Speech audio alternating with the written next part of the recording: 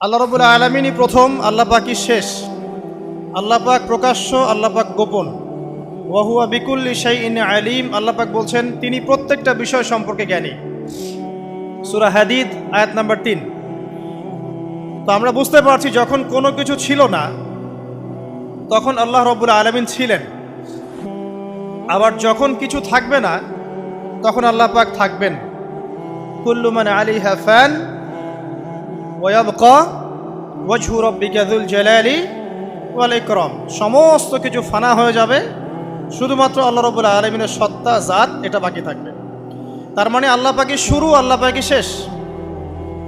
আল্লাহর কোনো শুরু নাই, আল্লাহর কোনো শেষ নাই। এখন কেউ যদি প্রশ্ন করে যে আল্লাহ সব কিছু সৃষ্টি করেছেন, তাহলে আল্লাহকে কে সৃষ্টি করলো? নাউজুবিল্লাহ। তখন আমরা বলবো যদি কেউ আল্লাহকে সৃষ্টি করতো তাহলে তো সেই সৃষ্টিকর্তা হয়ে যেত, তাই নয় কি? এভাবে এক এক করে যদি আমরা পিছনের দিকে যেতে থাকি তাহলে একটা পর্যায়ে গিয়ে তো আমাদেরকে থামতে হবে। আমরা যেখানে গিয়ে থামছেন সেটাই হচ্ছে আল্লাহ রাব্বুল আলামিন। আল্লাহ পাকের আগে কিছুই ছিল না, বরং অতীত, বর্তমান, ভবিষ্যৎ এটা সময়ের মধ্যে আছে, যে সময়ের মধ্যে আমরা বাস করছি। আল্লাহ রাব্বুল আলামিনের কাছে এরকম অতীত, বর্তমান, ভবিষ্যৎ কিছু নাই। আল্লাহ রাব্বুল আলামিন একা ছিলেন, তখন কিছুই ছিল না। আবার যখন সব কিছু ধ্বংস হয়ে যাবে আল্লাহ পাক একাই থাকবেন, আর কিছু থাকবে না। এখন আল্লাহ পাক সর্বপ্রথম সৃষ্টি করলেন আরশে আজিম। কি সৃষ্টি করলেন? এবং আরশটা পানির উপরে ছিল। কিসের উপরে? পানির উপরে। এরপরে আল্লাহ রাব্বুল আলামিন সৃষ্টি করেছেন কলম। আল্লাহ পাকের কাছে লাউহে মাহফুজ আছে। লাউহে মাহফুজ মানে সুরক্ষিত একটা ফলক। এখানে আল্লাহ পাক কলমকে বললেন লিখো। কলম বলল যে মাযা আকতুব, আমি কি লিখবো হে আল্লাহ?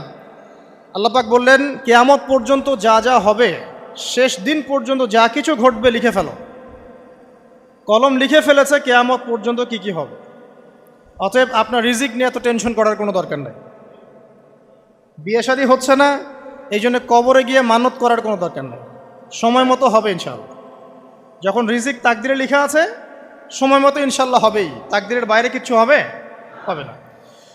তো আল্লাহ পাক তাকদির লিখে ফেললেন। এমনকি লাউহে মাহফুজে কোরআনও লিপিবদ্ধ আছে। সূরা বুরুজ পড়েন নাই? বাল হুয়া কুরআনুম মাজিদ ফি লাউহিম মাহফুজ। লাউহে মাহফুজ থেকে কোরআন মাজিদ নাজিল করা হয়েছে প্রথম আসমানে। এরপর প্রথম আসমান থেকে আস্তে আস্তে ধাপে ধাপে বিভিন্ন ঘটনার পালাক্রমে রাসূলুল্লাহ সাল্লাল্লাহু আলাইহি ওয়াসাল্লামের কলবের মধ্যে জিবরাইল আলাইহিস সালামের মারফতে ওহী করা হয়েছে। এই হলো কোরআন, যেটা নাজিল হতে সময় লেগেছে 23 বছর। তো লাউহে মাহফুজ আল্লাহ রাব্বুল আলামিন সব লিখে ফেললেন। এভাবে 6 দিন, আল্লাহ পাকের হিসেবে 6 দিন কত লম্বা আল্লাহ ভালো জানেন। 6 দিনে আল্লাহ রাব্বুল আলামিন এরপর সৃষ্টি করলেন পুরো মহাবিশ্ব। পুরো মহাবিশ্ব বলতে আমি শুধু পৃথিবীর সৌরজগৎ বোঝাচ্ছি না। এই মঙ্গল, বুধ, শনি, বৃহস্পতি এইটুক না, এরকম হাজার হাজার সৌরজগৎ মিলে একটা গ্যালাক্সি হয়, আর হাজারটা গ্যালাক্সি মিলে গিয়ে একটা আসমান হচ্ছে, মহাকাশের একটা ছায়াপথ আসমান হচ্ছে। তো এরকম 7টা আসমান বা 7টা মহাবিশ্ব আল্লাহ পাক সৃষ্টি করলেন মাত্র 6 দিনে। কয় দিনে? ফি সিত্তাতি আইয়াম। 6 দিন আল্লাহ পাক সৃষ্টি করলেন। এরপর আল্লাহ রাব্বুল আলামিন প্রত্যেক মহাকাশে তার যার যার কাজ সেটা দিলেন। যেখানে যেখানে মাখলুক সৃষ্টি করা আল্লাহ পাক করলেন। আল্লাহ রাব্বুল আলামিন মালায়েকা সৃষ্টি করলেন নূর দিয়ে। কি দিয়ে? আলো দিয়ে। আলোর মধ্য দিয়ে আল্লাহ রাব্বুল আলামিন ফেরেশতা সৃষ্টি করলেন। আল্লাহ পাক জিন সৃষ্টি করলেন। জিন কি দিয়ে? আগুন দিয়ে। একদম যেটা উত্তপ্ত আগুন, লাল আগুন, সেই আগুন দিয়ে আল্লাহ পাক জিন জাতিকে সৃষ্টি করলেন। সৃষ্টি করার পর আল্লাহ রাব্বুল আলামিন জিন জাতিকে পৃথিবীতে পাঠিয়েছেন। কোথায়? আর এখন মানুষ পৃথিবীতে যা করছে, জিন জাতীয় কিছুটা এরকমই কাজ করেছিল, বরং তার চেয়েও হয়তো বেশি করেছিল। পৃথিবীতে সে ফিতনার ফাসাদ সৃষ্টি করেছিল। এক পর্যায়ে আল্লাহ রাব্বুল আলামিন জিন জাতিকে ধ্বংস করে দিলেন। কিছু কিছু জিনকে আল্লাহ পাক অবশিষ্ট রাখলেন, যেগুলো পাহাড়ে, পর্বতে, বিভিন্ন জায়গায়, সমুদ্রে আশ্রয় নিল। পাহাড়ি এলাকাগুলোতে জিন থাকে, গভীর সমুদ্রে জিন থাকে, হ্যাঁ, জঙ্গলে জিন থাকে।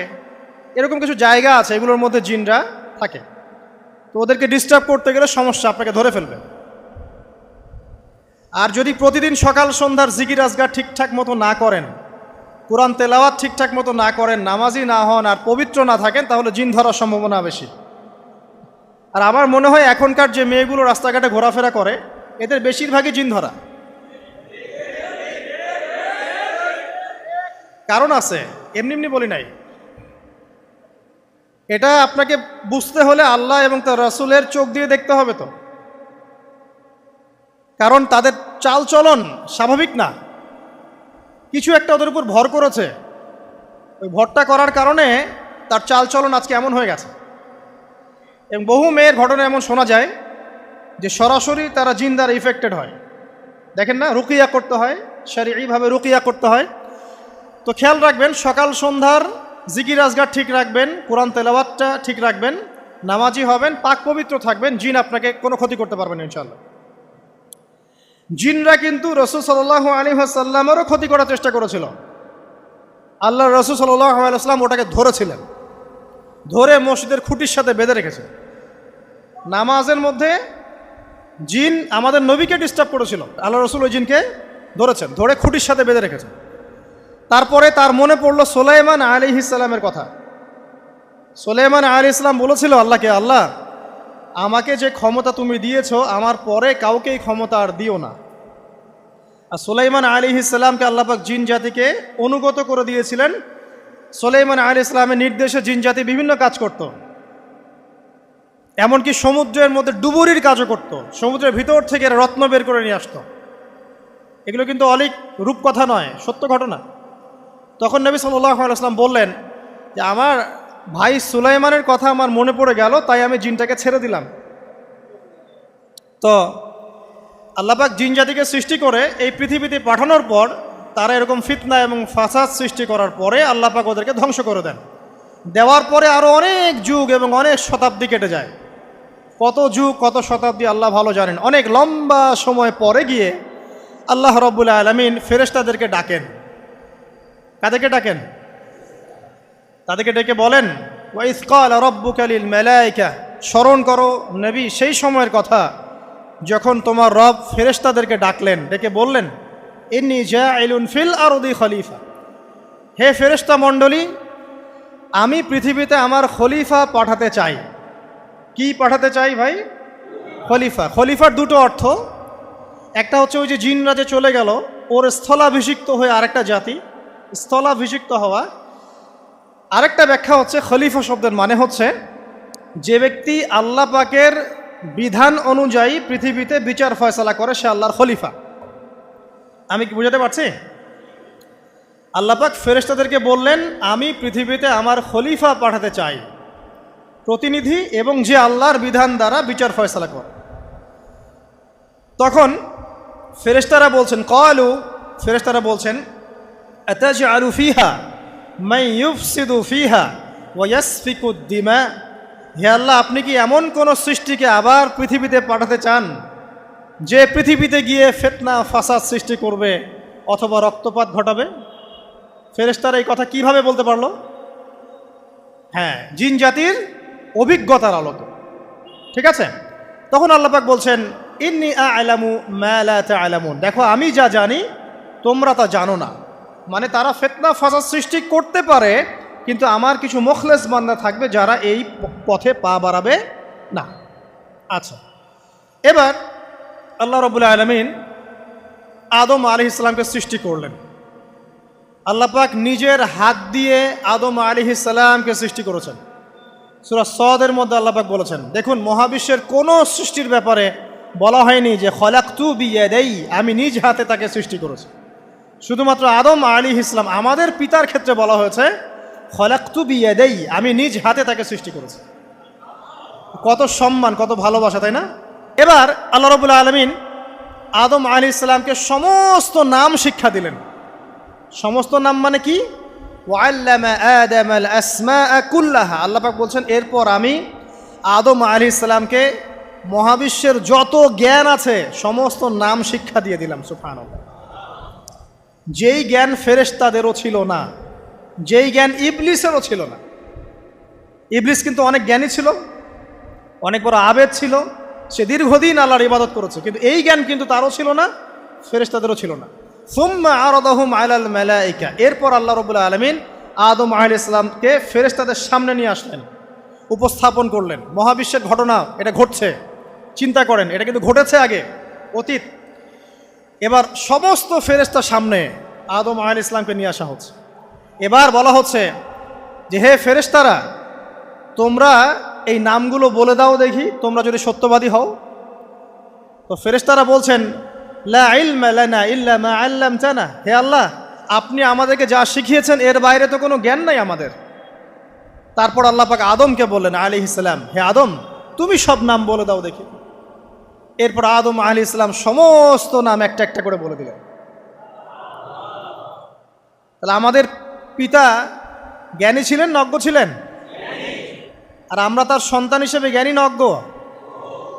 এটা আমাদের শোভা পায়? আমাদের পিতা ছিলেন মহাবিশ্বের সবচেয়ে জ্ঞানী সত্তা, আল্লাহ রাব্বুল আলামিন তাকে জ্ঞান শিক্ষা দিয়েছেন, সমস্ত জ্ঞান। তবে তার সমস্ত জ্ঞান আর এই মহাবিশ্বের সমস্ত জ্ঞান আল্লাহর জ্ঞানের তুলনায় কতটুকু জানেন? একটা সমুদ্রের মধ্য থেকে এক ফোঁটা পানি উঠালে যেমন হয়, পুরো মহাবিশ্বের জ্ঞান আল্লাহর জ্ঞানের সামনে এতটুকু।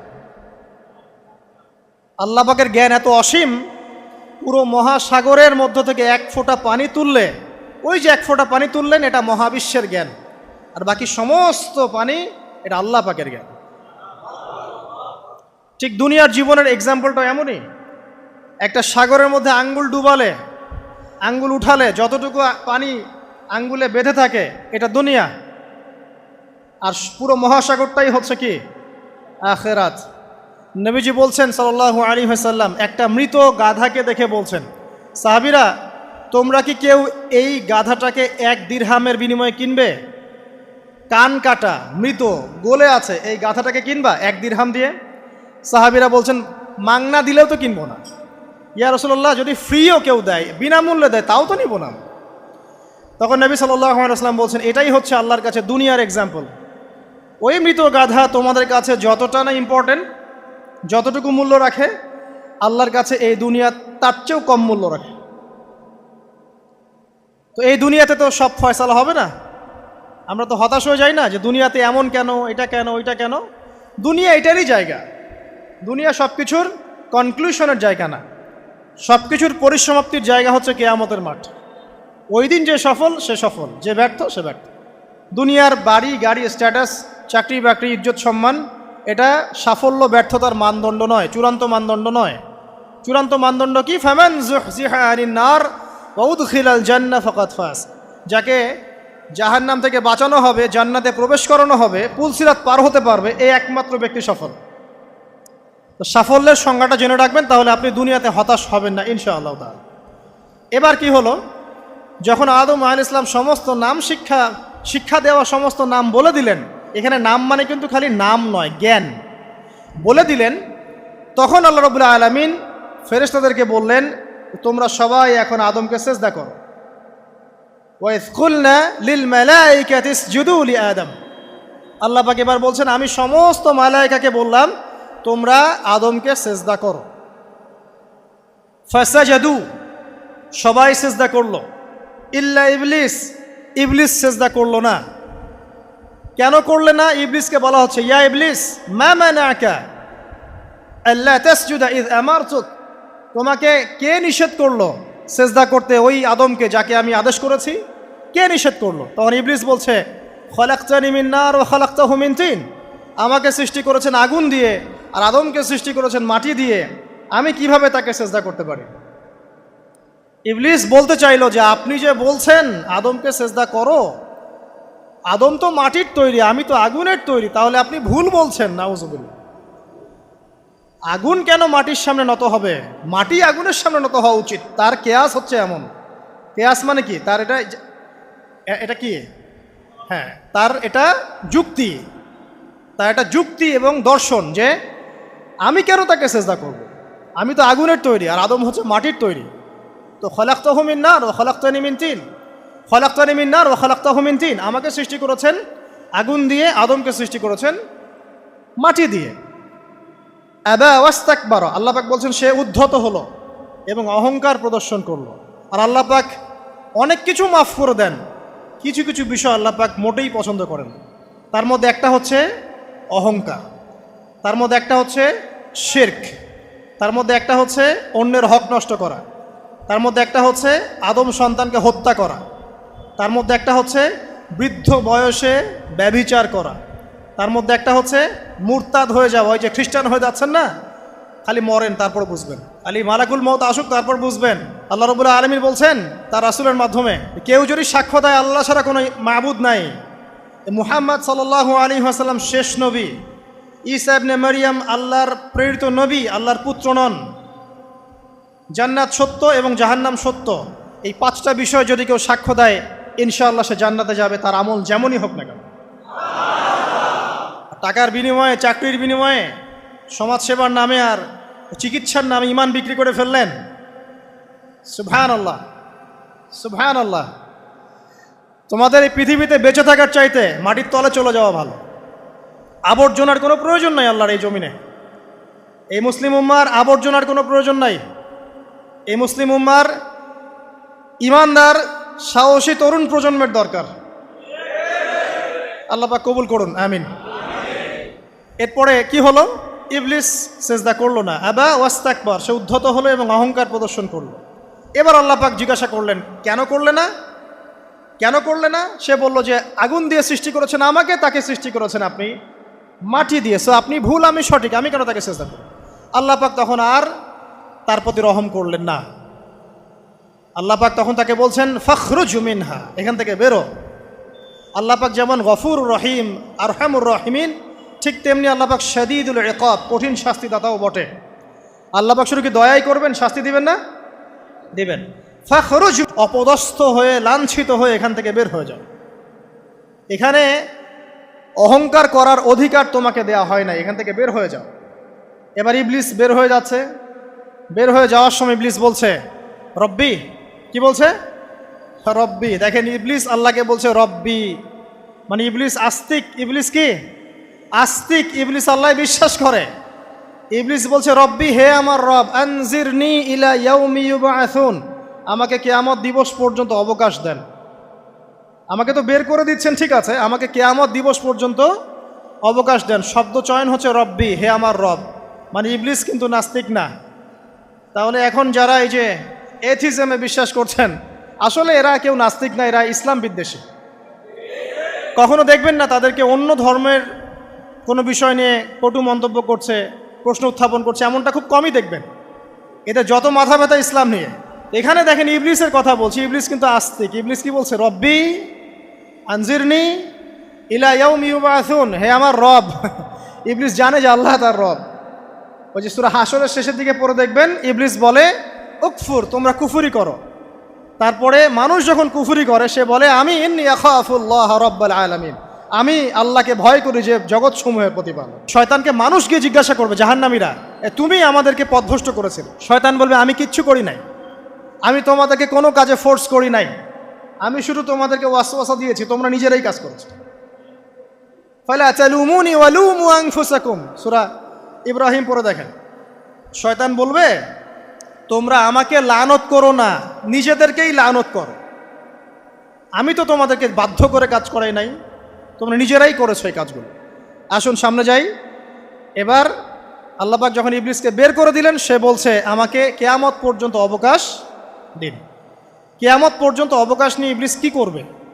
উত্তর, ইবলিস বলছে ফাবিমা আগওয়াইতানি, হে আল্লাহ, যে কারণে বা যে আদমের কারণে আপনি আমাকে এখান থেকে বের করে দিলেন, লাআকউদান্না লাহুম সিরাতাকাল মুস্তাকিম, আমি সে আদম সন্তানের সরল পথে ওত পেতে বসে থাকব। শয়তানের কথা কি মনে থাকবে যুবক ভাইরা? শয়তানের চ্যালেঞ্জ কি? আমি আদম সন্তানের সরল পথে ওত পেতে বসে থাকবো, মানে আমার আপনার সবার পথে সে ওত পেতে বসে আছে। এটা যদি মাথায় থাকে তাহলে জীবনে চলা সহজ হয় না? আচ্ছা, আর কি করব? সুম্মা লাআতিয়ান্না মিন বাইনি আইদিহিম, শুধু বসেই থাকবো না, আমি আসবো তাদের সামন থেকে, ওয়া মিন খালফিহিম, তাদের পিছন থেকে, ওয়া আন আইমানিহিম, তাদের ডান দিক থেকে, ওয়া আন শামাইলিহিম, তাদের বাম দিক থেকে, ওয়ালা তাজিদু আকসারাহুম শাকিরিন, হে আল্লাহ, আপনি বেশিরভাগ আদম সন্তানকে শুকরগুজার পাবেন না। কার কথা? শয়তানের। এই কথাটা কি সত্য না মিথ্যা? এখন বেশিরভাগ লোক নামাজ পড়ে না পড়ে না? পড়ে পড়ে না। বেশিরভাগ মুসলিমের দাড়ি আছে না নাই? বেশিরভাগ মুসলিম সুদ খায় না খায় না? এখন বেশিরভাগ তরুণ প্রজন্মের জেনায় আছে না নাই? পর্নোগ্রাফি সবাই দেখে না দেখে না? অন্যের সম্পদ আত্মসাৎ মানুষ করছে না? দুর্নীতি করছে না? ঘুষ খাচ্ছে না? ইসলামের বিধান 100% পালন করে কত পার্সেন্ট মানুষ? খুব কম। আচ্ছা বাদ দেন এত বড় বড় কথা, শুধু কোরআনুল কারীম তেলাওয়াত করতে পারে কতজন মানুষ? বলি না আমরা 90% মুসলিমের বাংলাদেশ, তো 90% মুসলিমের বাংলাদেশে কত ভাগ মুসলিম কোরআন তেলাওয়াত করতে পারে? একটা শুমারি করে দেখেন, কোরআন শুমারি। এটা কোরআন শুমারি করে দেখেন যে কত পার্সেন্ট মুসলিম শুদ্ধ করে কোরআন পড়তে পারে। যারা পড়তে জানে তাদেরও পড়া যে কত ভুল আছে, আলেম ওলামার কাছে গেলে বুঝতে পারবেন। আর এই ভুলের কারণে যে অর্থ কত পরিবর্তন হচ্ছে আপনি তো জানেনই না। তো এই যে শয়তান বলেছে ওয়ালা তাজিদু আকসারাহুম শাকিরিন, আপনি বেশিরভাগকেই শুকরগুজার পাবেন। তো কথা সত্য না মিথ্যা? দেখেন, ও কিন্তু তার মিশনের মধ্যে ঠিকই আছে। কথা যে সত্য তার প্রমাণ সহিহ বুখারীর একটা হাদিস, যেটা 4 বার এসেছে বুখারীর মধ্যে, যে আদম আলাইহিস সালামকে ডাকা হবে কিয়ামতের মাঠে, ডেকে বলা হবে তোমার সন্তানদের মধ্য থেকে জাহান্নামীদেরকে আলাদা করে দাও। আদম আলাইহিস সালাম বলবেন কতজনকে আলাদা করে দিব? আল্লাহ পাক বলবেন প্রতি 1099 জনকে জাহান্নামের জন্য আলাদা করে দাও। শয়তানের কথা ঠিক না বেঠিক? এবার আল্লাহ রাব্বুল আলামিন তাকে বের করে দিলেন। ইবলিস এবার বের হয়ে গেল, চ্যালেঞ্জও করলো। এবার আল্লাহ পাক আদম আলাইহিস সালামকে ডেকে বলছে ইয়া আদম, এবার আদম আলাইহিস সালামের এই যে পাজর মানে বুকের পাজর, এখান থেকে তার সঙ্গিনীকে সৃষ্টি করা হলো। কারণ আদম আলাইহিস সালাম একাকী ছিলেন। একা কি থাকা যায়? একা থাকতে কষ্ট হয় না? একজন জীবন সঙ্গী লাগে না? তো আদম আলাইহিস সালামের এই বাম পাজরের হাড় থেকে হাওয়া আলাইহিস সালামকে সৃষ্টি করা হলো। সৃষ্টি করার পর আরও একটা ঘটনা আছে যে আল্লাহ রাব্বুল আলামিন আদম আলাইহিস সালামের পিঠের যে অংশটুকু আছে, এই অংশটুকু থেকে আগামীতে যত আদম সন্তান আসবে সবাইকে ছোট ছোট পিঁপড়ার আকৃতিতে সামনে নিয়ে দেখালেন। সুবহানাল্লাহ। যত আদম সন্তান আসবে আল্লাহ পাক সবাইকে আদমের সামনে দেখালেন এবং বললেন এই যে শুভ্র অংশ যারা, মানে সাদা অংশ যারা, তারা তোমার সন্তানদের মধ্য থেকে সবাই জান্নাতি। আর তোমার এই যে বাম পাশে যেগুলো কালো কালো ছোট ছোট আকৃতি দেখছো, এগুলো সব তোমার সন্তানদের মধ্য থেকে জাহান্নামী। আমরা দোয়া করি আমরা তাদের অন্তর্ভুক্ত না হই। এবার আল্লাহ পাক সবাইকে বললেন, সূরা আরাফের মধ্যে আসছে 182 নম্বর আয়াতে মনে হয়, আল্লাহ পাক বলেন আলাস্তু বিরব্বিকুম, হে আদমের সন্তানরা আমি কি তোমার রব নই? আমি কি তোমাদের রব নই? আলাস্তু বিরব্বিকুম, আমি কি তোমাদের রব নই? আলাস্তু বিরব্বিকুম, আমি কি তোমাদের রব নই? আমরা সবাই তখন বলেছিলাম বালা ইয়া রব্বি, অবশ্যই আপনি আমাদের রব। আমরা এখন ভুলে গেছি না? আমরা সবাই এই সাক্ষী দিয়ে আসছি রুহের জগতে। আর রুহের জগৎ বলে একটা জগৎ আছে, অনেক জগৎ আছে। রুহের জগৎ একটা, দুনিয়ার জগৎ একটা, জিন জাতির জগৎ আলাদা, বারজাখ পরকালে যে কবরে রাখার পরে বারজাখের জগৎ একটা, আর দারুল করার যেটা হবে একদম জান্নাত জাহান্নাম, ওটা আরেকটা জগৎ। এই যে মহাবিশ্ব যে সম্প্রসারিত হচ্ছে, এক এক গ্যালাক্সিতে এক একটা জগৎ না, এরকম বহু জগৎ আছে। রুহের জগতে আমরা এই ওয়াদা আল্লাহর কাছে করে এসেছি। এটাকে আহদে আলাস্তু বলে। কি বলে? আহদে আলাস্তু, মানে আলাস্তু বি রব্বিকুম, আমি কি তোমাদের রব নই? আমরা বলেছিলাম হ্যাঁ আপনি আমাদের রব। একটা মজার কথা আছে এখানে, যখন আদম আলাইহিস সালাম দেখছিলেন তার সন্তানদেরকে সাদা সাদা আকৃতি ছোট ছোট, এর মধ্যে একটা সন্তানকে দেখে, একজন সন্তানকে দেখে তার প্রচণ্ড ভালো লেগেছিল এবং তিনি অত্যন্ত সুদর্শন ছিলেন। তাকে দেখে তার প্রচণ্ড রকম ভালো লেগেছিল। আল্লাহ পাককে তিনি জিজ্ঞাসা করলেন, হে আল্লাহ, আমার সন্তানদের মধ্যে একে, এই সুন্দর সন্তান কে? আল্লাহ পাক বললেন সে হচ্ছে তোমার সন্তান দাউদ। কি নাম? দাউদ আলাইহিস সালাম। আর আপনাকে বলে রাখি, আদম আলাইহিস সালামের ব্যাপারে যেমন আল্লাহ পাক বলেছেন আদম আমার খলিফা, ঠিক দাউদ আলাইহিস সালাম সম্পর্কেও আল্লাহ পাক বলেছেন দাউদ আমার খলিফা। বুঝতে পারলেন? কোথায় আছে? সূরা সদ পড়ে দেখেন। ঠিক আদম আলাইহিস সালাম সম্পর্কে আল্লাহ পাক বলেছেন না যে আমি পৃথিবীতে খলিফা পাঠাচ্ছি, ঠিক দাউদ আলাইহিস সালাম সম্পর্কেও আল্লাহ পাক বলেছেন দাউদ আমার খলিফা। ইয়া দাউদ ইন্না জাআলনাকা খলিফাতান ফিল আরদ ফাহকুম বাইনান নাসি বিল হক ওয়া লা তাত্তাবি'ল হাওয়া। আয়াতটা পড়ে দেখবেন, ওইদিকে আমি পরে আসছি। তো ওই সন্তানকে দেখে তার এত ভালো লাগলো, আল্লাহর কাছে তিনি জিজ্ঞাসা করছেন, হে আল্লাহ আমার এই সন্তানের হায়াত কত? আল্লাহ পাক বলছেন তোমার এই সন্তানের হায়াত হচ্ছে 60 বছর। কত বছর? 60 বছর। আর আমাদের উম্মতে মুহাম্মাদের কিন্তু গড় আয়ু এরকম 60-65, এর বেশি না গড় আয়ু। তখন আদম আলাইহিস সালাম বলেন, আল্লাহ আমার হায়াত থেকে তাকে 40 বছর দিয়ে দাও, আমার হায়াত থেকে তাকে 40 বছর দিয়ে দাও। আল্লাহ পাক তাকে 40 বছর দিয়ে দিলেন। তাই আদম আলাইহিস সালামের 1000 বছর হায়াত হয়ে গেল 960 বছর, আর দাউদ আলাইহিস সালামের 40 বছর হায়াত হয়ে গেল 100 বছর। এখন আসেন এই জায়গায় যে আদম আলাইহিস সালাম এবং দাউদ আলাইহিস সালাম দুইজনকে আল্লাহ পাক কি বলেছেন? খলিফা। খলিফা কে? খলিফা কাকে বলে? এটা একটু শুনে নি ছোট্ট করে। সূরা সদ পড়বেন 24 কি 26 নম্বর আয়াত। আল্লাহ পাক বলছেন ইয়া দাউদ, হে দাউদ খলিফার কাজ কি এটা শোনেন। হে দাউদ ইন্না জাআলনাকা খলিফাতান ফিল আরদ, নিশ্চয়ই আমি আল্লাহ তোমাকে পৃথিবীতে খলিফা করেছি। কি করেছি? খলিফা করেছি। তোমার কাজ কি?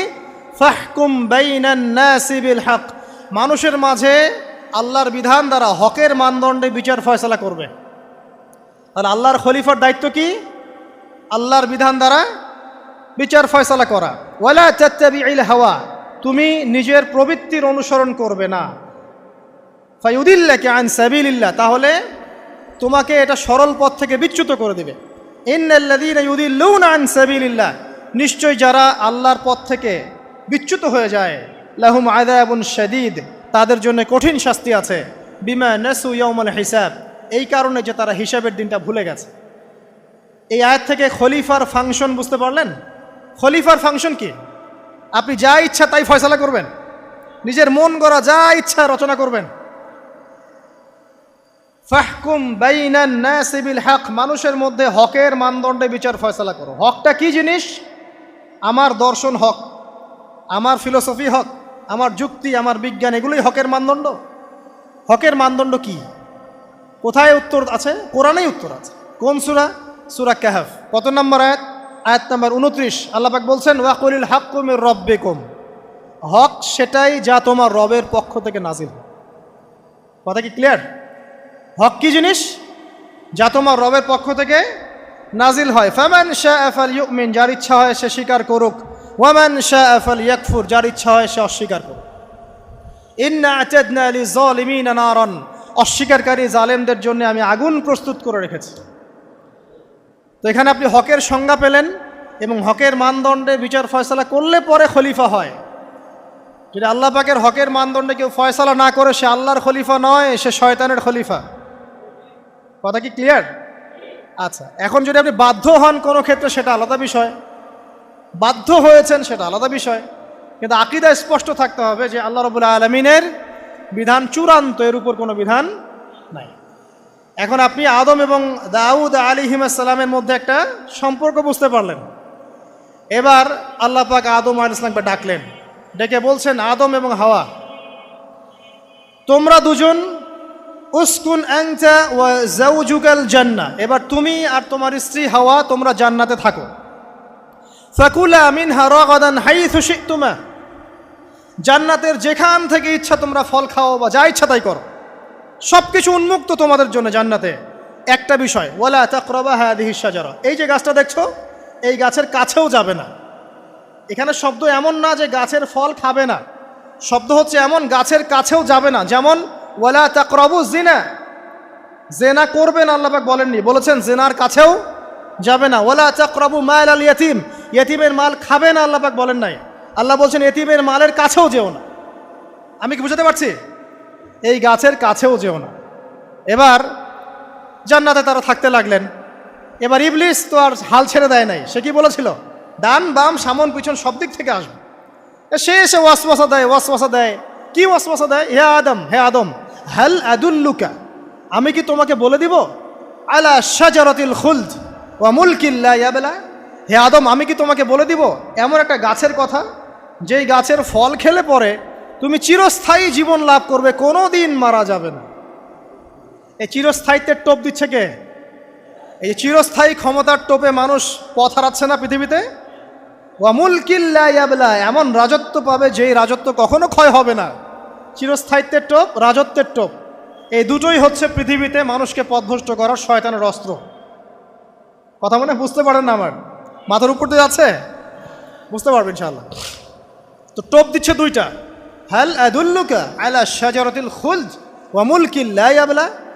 করতে করতে করতে করতে একদিন সত্যি সত্যি আমাদের পিতামাতা সেই গাছের কাছে চলে গেলেন। যখনই চলে গেলেন, ফালাম্মা যাকা শাজারা, যখন তারা গাছের কাছে চলে গেলেন, বাদাত লাহুমা সাওআতিহিমা, তাদের পরনে যে জান্নাতি কাপড় ছিল ধাপাস করে খুলে পড়ে গেল। ইন্না লিল্লাহি ওয়া ইন্না ইলাইহি রাজিউন। আমাদের পিতামাতাকে পুরো মহাবিশ্বে ফেরেশতাদের সামনে জান্নাতে নগ্ন করে দিল ইবলিস। আমি মনে বুঝাতে ব্যর্থ হচ্ছে। আমাদের পিতামাতাকে জান্নাতে ফেরেশতাদের সামনে, সবার সামনে নগ্ন করে কাপড় খুলে ফেললো কে? ইবলিস। তো এখন যে কাপড় খোলার সংস্কৃতি চলছে, কারা এরা? ওরা জিন শয়তান, এগুলো মানুষ শয়তান। শয়তান দুই প্রকার, মিনাল জিন্নাতি ওয়ান নাস, জিন শয়তান আর মানুষ শয়তান। ওই জিন শয়তান এদেরকে ওয়াসওয়াসা দিয়ে দিয়ে নগ্ন করেছে। এরা এখন নগ্নতার আন্দোলন শুরু করেছে, এবং আমি জানি কয়দিন পর এটা বিকিনি পরেও ঘুরবে। অবাক হচ্ছেন? কিয়ামতের আলামতের মধ্যে অন্যতম হচ্ছে মানুষ রাস্তার ধারে ধারে জেনা করবে, রাস্তার মনে মনে জেনা হবে। তখনকার সবচেয়ে ভালো মানুষ হবে সেই ব্যক্তি যে গিয়ে বলবে যে বাবা তোমরা জেনা করছো করছো, এই দেয়ালের পিছনে গিয়ে করতে পারলা না। সে হবে সবচেয়ে ভালো মানুষ। তো এই যে কাপড় খোলার সংস্কৃতি শুরু হয়েছে, এটা কার সংস্কৃতি? বাদাত লাহুমা সাওআতিহিমা। আল্লাহ পাক আরো বলছেন, ইয়া বানি আদম, হে আদম সন্তান, লা ইয়াফতিনান্নাকুমুশ শাইতান, শয়তান যেন তোমাদেরকে ফিতনায় ফেলতে না পারে। কামা আখরাজা আবাওয়াইকুম মিনাল জান্নাহ, ঠিক যেভাবে শয়তান তোমাদের পিতা মাতাকে জান্নাত থেকে বের করে দিয়েছিল। আর কি করেছিল? কামা আখরাজা আবাওয়াইকুম মিনাল জান্নাহ ইয়ানজিউ আনহুমা লিবাসাহুমা, শয়তান তোমাদের পিতা মাতার লেবাস পোশাক খুলে ফেলেছিল। ঠিক এভাবেই যেন পৃথিবীতে শয়তান তোমাদেরকে ফিতনায় ফেলতে না পারে, আল্লাহ পাক সতর্ক করছেন। এখন কি বুঝতে পারছেন? এই নগ্নতার যে 6 লাভ, নগ্নতা, অশ্লীলতা, পর্নোগ্রাফি, বেহায়াপনা, ফ্রি মিক্সিং, নারীদেরকে নগ্ন করে রাস্তায় বের করে নিয়ে আসা, এগুলো কার এজেন্ডা? শয়তানের এজেন্ডা। এর উপর কোনো কথা নাই, কারণ কোরআনের উপর কোনো সত্য নাই। এগুলোর উপরে কোনো কথা হবে না, বিকজ কোরআনের উপর কোনো সত্য নাই। আছে? নাই। কোরআনে আল্লাহ পাক বলেছেন যে শয়তান ফিতনায় ফেলেছিল, ইয়ানজিউ আনহুমা লিবাসাহুমা, শয়তান তোমাদের পিতামাতার লেবাস খুলে ফেলে দিয়েছিল। ওয়া তাফিকা ইয়াখতিফানি আলাইহিমা মিন ওয়ারাকিল জান্নাহ, তখন আমাদের পিতামাতা জান্নাতের গাছের যে এই যে পাতাগুলো আছে এগুলো ছিঁড়ে ছিঁড়ে লজ্জাস্থান ঢাকতে লাগলেন। ইন্না লিল্লাহ। আমাদের পিতামাতার কি দুর্দশা হয়েছিল, আমাদের পিতামাতার কি দুর্দশা, কি লজ্জা হয়েছিল তখন। চিন্তা করে দেখেন, শয়তান কাপড় খুলে ফেলে দিয়েছে।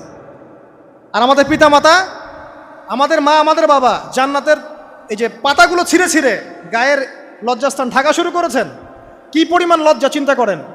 আপনাকে যদি এখানে কেউ নগ্ন করে ফেলে এবং আপনি যদি না চান বিষয়টা, সবাই জোর করে আপনার কাপড় খুলে ফেলে, আপনার কেমন লাগবে? কেমন লাগবে? এই ঘটনা ঘটেছে মহাবিশ্বে, শয়তান ঘটিয়েছে। এরপর আল্লাহ পাক ডাকলেন, ডেকে বলছেন, ইয়া আদম, হে আদম, আলাম আনহাকুমা আন তিলকুমা শাজারা, হে আদম, আমি কি তোমাদেরকে দুজনকে নিষেধ করি নাই যে গাছের কাছে যাবে না? আমি কি তোমাদের দুইজনকে নিষেধ করি নাই যে তোমরা গাছের কাছে যাবে না? তখন আদম আলাইহিস সালাম বুঝতে পারলেন যে তারা একটা বড় ভুল করে ফেলেছে।